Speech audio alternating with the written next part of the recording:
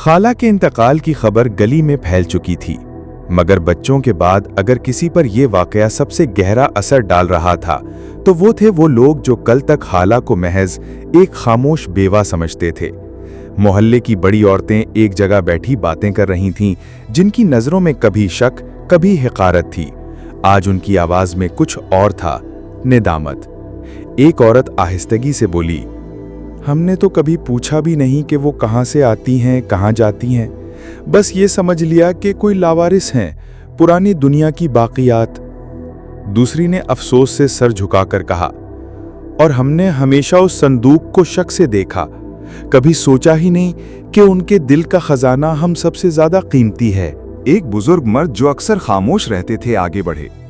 उनकी आंखों में नमी थी।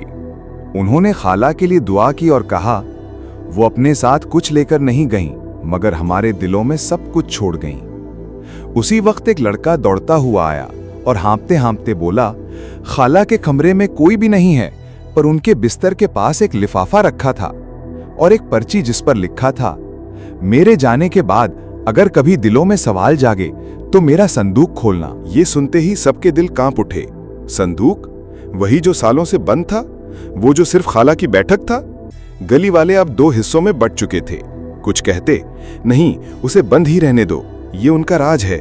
दूसरे बोले, अगर खाला ने खुद कहा है तो इसमें कोई पैगाम जरूर है, शायद आखिरी तोहफा या हमारी आंखें खोलने का कोई रास्ता। बच्चों की नजरें बुजुर्गों की तरफ उठी हुई थीं। संदूक खुलेगा या बंद रहेगा, अब फैसला वक्त को करना था। सूरज ढल चुका था। गली में एक हल्की सुनहरी रोशनी फैल रही थी, वो रोशनी जो दिन के इख्तिताम पर खामोशी के साथ उतरती है। आज गली में हर चेहरा संजीदा था। बच्चे, औरतें, मर्द, सब संदूक के गिर्द जमा थे।